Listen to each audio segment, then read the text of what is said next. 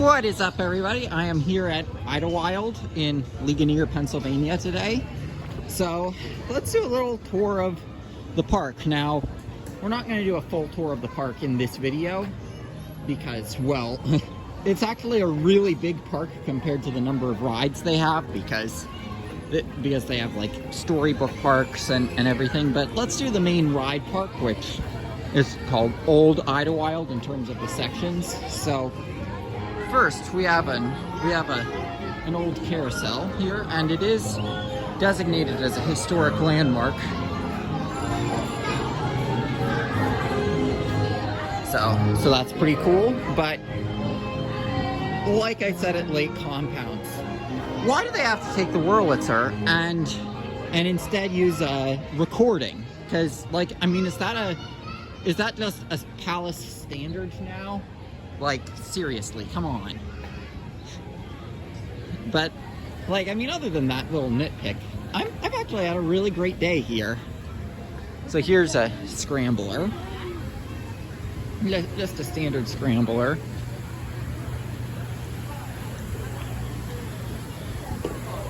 The architecture here, like, I mean, it definitely fits the storybook theme of this park. And if you can see how high those flyers are, those are probably the best flyers that are not the Knoebels flyers. But over here is the roller coaster, which you might also know as Boulder Dash Jr., because, like, the layout clearly inspired Boulder Dash, but Boulder Dash is like 3 times bigger, so you actually get airtime on Boulder Dash, and you only get maybe 1 or 2 pops on this, but like that swoopy turn on that turnaround still gives really good laterals here on roller coaster. And, like, I mean, even though they changed out the trains because they had to, unfortunately, they do still use skid brakes, so that's pretty cool for maintaining the historical feel of it. Flying Aces, we mentioned this. This ride is underrated. I'll just say that.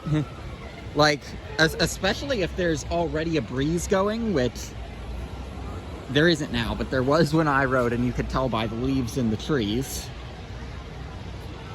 You can get this thing going really high, like, not Knoebels high, but you can get them going pretty high.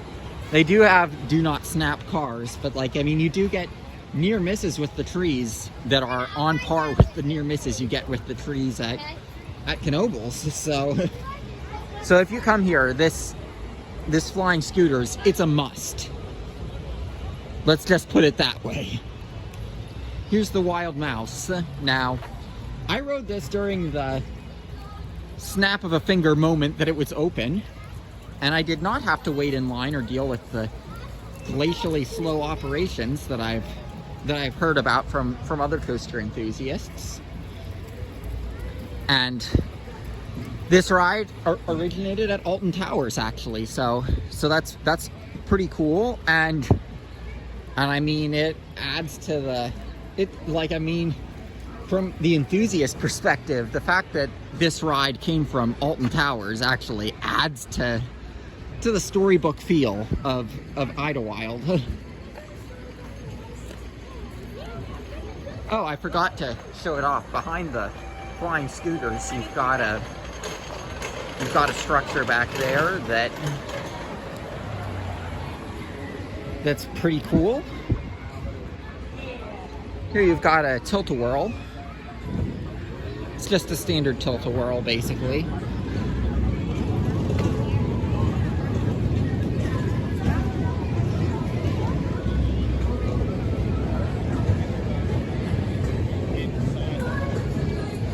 I'll do a separate video for Storybook Forest, because like, I do intend to go back there. I don't know if I'll post my video from the Mr. Rogers trolley, because there was a screaming kid that was on the same ride. I tried to film during a break of the kids screaming, but that was something I had to deal with.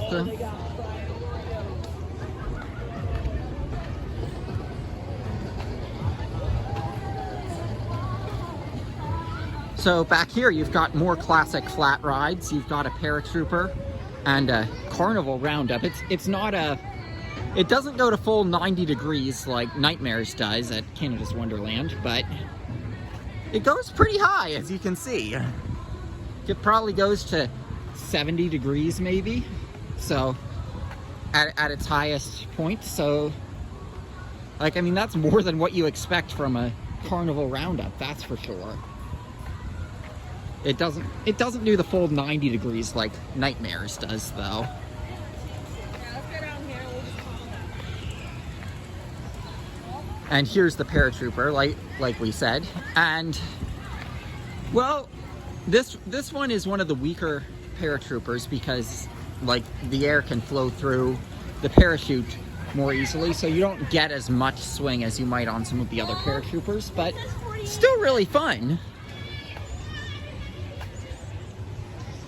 Here you've got, I believe this is a Zamperla balloon race. Gotta have some Zamperla rides in every park. But this park is not overdone with Zamperla rides. Which, I mean, that's pretty nice that it's not, they don't overdo it with the Zamperla rides.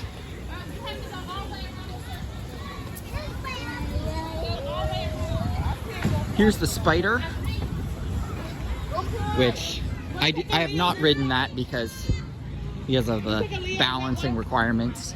Over here we've got Scooter, which I'm gonna say, walking up to it, you've got the classic Scooter name. You've got an old school looking building.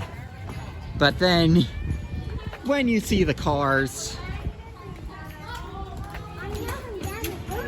Did he? they're not loose scooters. So that's disappointing if you're an enthusiast and you know what Scooter is referencing. I'd imagine they decided to use those cars at Dutch Wonderland so that they could have the parts for them or something.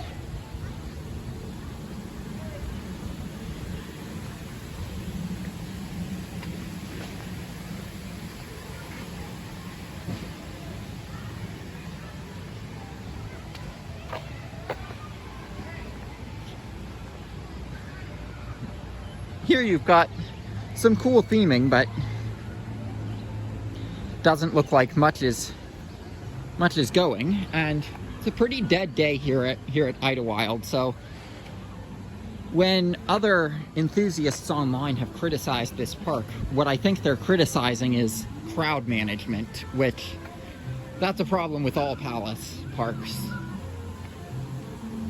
So, like, I mean, I've had a pretty good day here though, and I think the weather scared some people away. By the way, like, this park has its quirks.